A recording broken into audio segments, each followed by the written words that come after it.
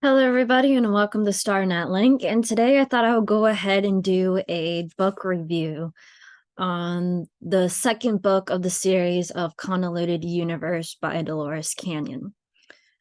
Before I begin, I want to let my audience know that if you have not read this book, and if you don't like hearing spoilers about books, I recommend to watch a different video from my channel. But any further ado, I am going to go ahead and talk about some spoilers and some different types of concepts and ideas from her book that she has talked about, but also has not expanded on as a interesting spiritual concept, but also leaves the door open for a lot of questions that probably hopefully will be answered in her next book, or something to mostly dive into more in the spiritual community. So any further ado, let's get started on her first two chapters of her book. The first two chapters of her book are mostly, if a person has not read her first book, you can basically dive into her second book without reading the first book. And she goes into very, very wonderful detail about the work that she's done on people and her clients, and about her work and how she mostly got into doing this type of work. She does state that in the earlier years of her career, that diving into the deep subconscious of people through hypnosis was not typically done. It was only done in the subconscious, not the very, very deep portions of the subconscious. And she does note this, that she had to develop her own technique to order to dive into a person's deep subconscious, as well as navigating through it and asking the right questions, as well as developing the right formula for it. The couple of other chapters after that, she starts to dive into more of the history of Earth, especially around Atlantis and Egypt again. One of the stories that popped up in Egypt was about the same type of concept that was basically going on today. And we kind of evolved away from that, but she does tell this story in Egypt where certain children, or certain children that were born, had this very, very special ability. And this is most notably attributed or seen today as gifted children. But these children were very, very highly gifted, meaning that they were born with a certain type of ability, like healing, energy work, etc., like spiritual work. And these parents did not know how to raise them properly, so they would drop them off at the temple in order to be raised by the temple priest or priestesses, whoever is attending these children.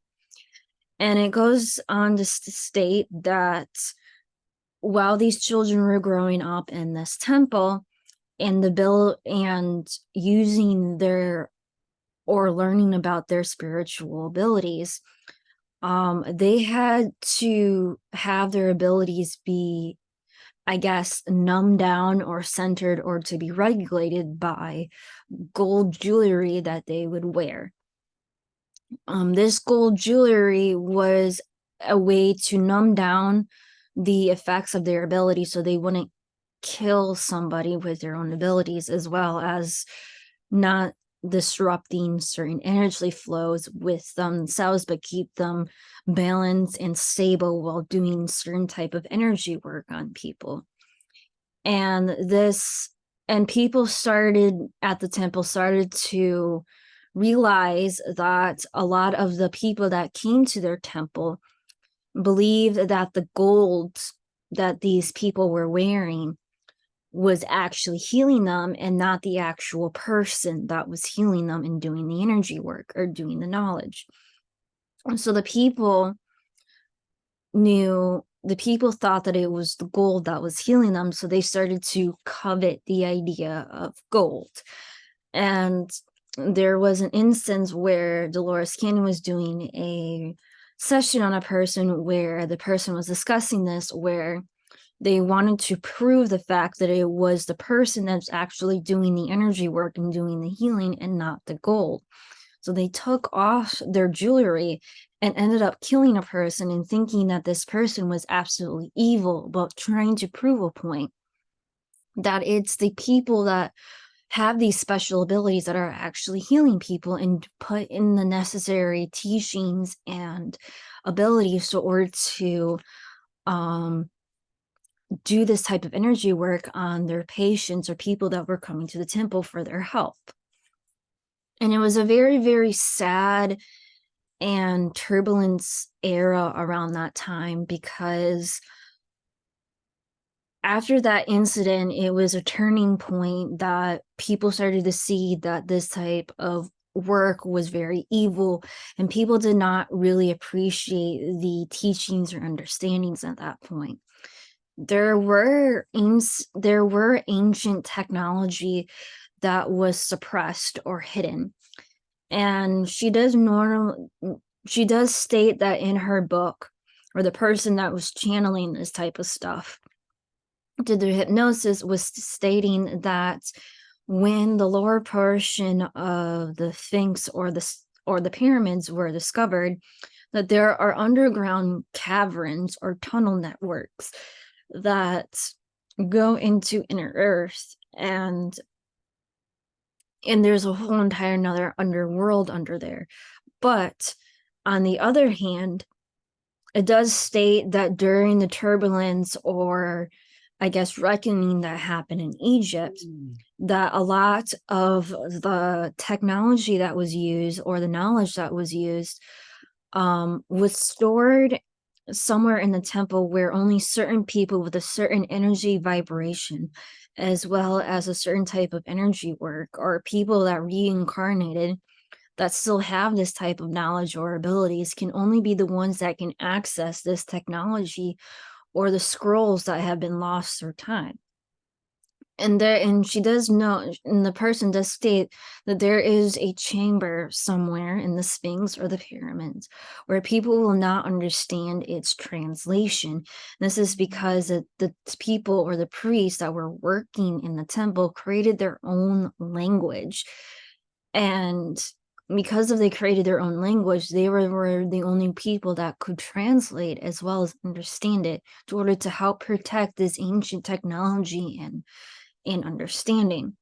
So it makes me kind of wonder, like, how much technology or knowledge or scrolls that have been lost through time but can be easily accessed when we as a conscious as us as a society is ready to attain this type of knowledge, when we reach a proper vibrational state as well as consciousness state, in order to access these type of records, as well as allowing these certain peoples to be allowed to access these types, or help find these lost scrolls or lost technology throughout time. So that portion of the book was really, really interesting, as well as it was really interesting hearing other stories about Egypt, especially about the cat people in Egypt, where cats were very sacred in Egypt, because they would deliver energy or messages to people that were in need of it. And it's kind of funny because it kind of connects to the cat dispensary system that people talk about on TikTok. But I think it's sort of like coming back around, because we're in the new age of Aquarius.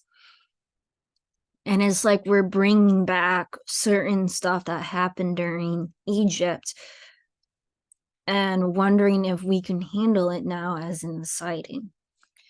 So the book moves on away from Atlantis and basically starts to move into different stories about Atlantis. There was a chapter in her book about escaping Atlantis. So if you're interested in understanding like the downfall of Atlantis, it basically describes what is happening right now, where there was a lot of corrupt government structure going on in Atlantis, as well as they built this type of energy system or crystal system, and it was drilling into the center of the core of Earth for a way to like stabilize or use it as an energy hub. And it got out of hand and started creating massive earthquakes, tsunamis, a lot of bad weather conditions that basically destroyed Atlantis. And a lot of people were escaping, and that the survivors of Atlantis went around to different tribes in the air to order to help preserve the knowledge of Atlantis. And this is where a lot of the biblical understanding of the flood came from. Now, the other thing that is also talked about is that during Atlantis, even though that Atlantis was very, very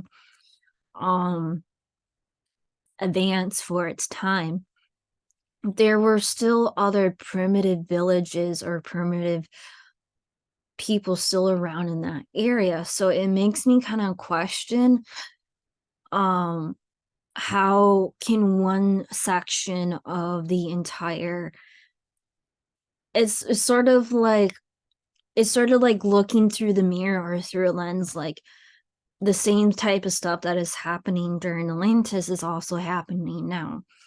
And it's really, really interesting, wondering if we can turn the tides or turn the tables to make it so that we don't have to face the same fate again. Now, moving on, she does move on to other interesting concepts in her book. Most notably, she has noticed that a lot of people that she takes in for hypnosis as therapists, she knows that a lot of the people that come to her for her sessions are new souls, meaning that they are new to Earth. They're new to the type of experience of Earth, as well as understanding the male and masculine energy of Earth. She has noticed that a lot of people that come to her are synthetic beings, meaning that they are either cloned, they're either synthetic, like they're half biological and half mechanical, as well as being a non-identifying being, meaning that they have no sex organs, meaning that you cannot distinguish between them as being male or female. And this was quite noticeable because it started to get me to question a lot of the social issues that we're having today on this planet, as well as an interesting concept that is discussed in her book. One of the concepts that was discussed in her book, and the reason why she brought this up in her book, was because a client came to her and wondering why she could not have a child. And this was because her soul did not like the concept of being a female and giving actual birth, but she did want to have a kid, but did not understand what it meant or understand the ideology of a woman on this planet. And it was very hard for her soul to concept. And it makes me kind of wonder, how many people on this planet that are having sexual identity issues as well as sexual problems that have come from other planets and dealing with this type of stuff, and how much of this type of spiritual understanding is not being translated properly on this planet. And it makes me kind of wonder, like, even though that they took on the challenge and took on the responsibility of being a human in this world, but it goes into more contemplated issues, like were they actually ready to handle the understanding of what it means to be a man and a woman on this planet, where most other races do not have the concept or the understanding of male and female. And these are not just on a physical 3D level like us, but we're talking about on a very high spiritual plane where there is no concept whatsoever for having a male or female body, as well as the understanding and concepts, which can cause major issues on a 3D planet like Earth. And it kind of makes me understand like how many like spiritual experiments happen on this planet, and wondering if it's the cause of what's going on this planet Earth. And it makes me question a whole lot of other spiritual teachings and spiritual practices, and the reason why they're not working here or don't work for certain people. And it makes me question a lot of the spiritual teachings. It makes me want to explore more. The other spiritual concept that she does also talk about is in her other chapter, is that having kids can create karma on this planet. And she doesn't dive too deeply into the topic, but she does discuss this, that a client did come to her wondering why she was having a very hard and difficult time in her life, and the reason why she couldn't conceive to have a child. And one of the other reasons why, or the reason why she was overweight in this book, is because she did not want to have a child or have earthly connections that constantly connect her to Earth, because she did not want to have kids or did not want to have other earthly connections to Earth, like having a mate and making herself physically unattracted to the opposite sex, to the point where it was basically ruining her life. And she was wondering why she was doing this to herself. And it was because that her soul desperately wanted to go home. But Dolores Cannon really tried to protect her clients and protect herself, and tried to convince her that it's okay to do this thing because you are experimenting on this planet, and Earth is like a spiritual school. But she does not dive into the whole entire question, or the concept is, does having an actual child on this planet does it actually create spiritual karma, which can be very, very hard to unravel or get rid of. And she does talk about that creating karma on this planet can be a very long, deliberating process in order to repay it back, as well as accumulating it at the same time. But it does make the interesting question and understanding, is this the reason why certain monks or certain people and certain like monks who do not get married or have children, or people who do not have the desire to get married or have children, is it because they're at the end of their cycle for reincarnating Earth? Is it because that they don't want to build earthly connections because they are ready to go home? And is this part of the spiritual evolution or spiritual awareness, or understanding that they understand that having a kid creates spiritual karma, and that they don't want to reincarnate back on this planet, so it's a way of exiting the planet. And this isn't really discussed a whole lot in the spiritual community, but it does ask the question, did monks, like monks from China and India, did they figure out that not getting married and not having kids as a way of becoming spiritually enlightened, and a way of becoming spiritually liberated from karma? But on the other hand, it does make the question that if not having kids or not bringing kids into this world, is it stopping certain individuals for coming on this planet and doing their spiritual work that it's needed?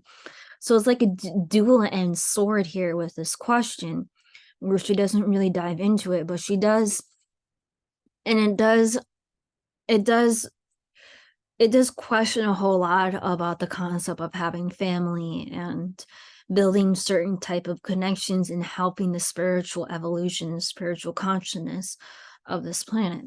So it's really, really interesting to discuss as well as try to dive into that type of concept in her book. There are a certain couple of other chapters in her book where she tells us stories of what it was like living on other planets. So if you're interested in having that type of concept or wanting to read about that, or if you're interested in what life would be like on another planet, she does have a couple of those stories. In order to wrap up her book, she does start to talk about the new Earth and the process of what it would be like for the new Earth. And she also does have another interesting spiritual concept, which is the multifaceted soul concept, or a different understanding of a walk-in. So the different type of understanding of a walk-in is that when a child experiences some sort of abuse or very, very traumatic instance, that another soul will take its place. And it's a little bit different than a multi-personality disorder. It's where if the physical soul cannot handle it, another soul will take in, another soul will come take its place, but will still have the remaining or conscious knowledge that the real body still has. And she does talk about that when she started interviewing people, especially one person, it does talk about where a certain soul could not physically handle the task anymore, did not want to be here anymore. So another soul had to come in, and it's where another type of walk-in occurs. Like, you don't have to be like born or be a child to have a walk-in. Some people have a walk-in when they're adult, and she does briefly describe it as well as talk about it in her book. So if you're interested in hearing about adult walk-ins from her type of viewpoint or understanding, she does talk about this in her second book.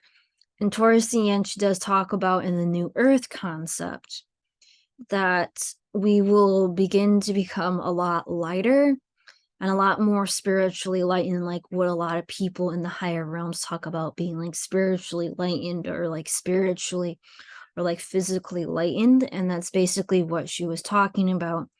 She does talk about that towards the new earth, or the creating of the new earth, that there would be legions of ships that people could not see on certain different vibrations, and which I do believe that we're starting to see now, where we see a lot of different UFOs or even discussions about UFOs, because they're trying to help usher in the new age of Earth, as well as trying to move everyone to the 4D, or more higher plane of spirituality. And she does discuss this towards the last couple of chapters in her book. I think it's the last 2 chapters of her book. But either way, Dolores Cannon really delivered in her book.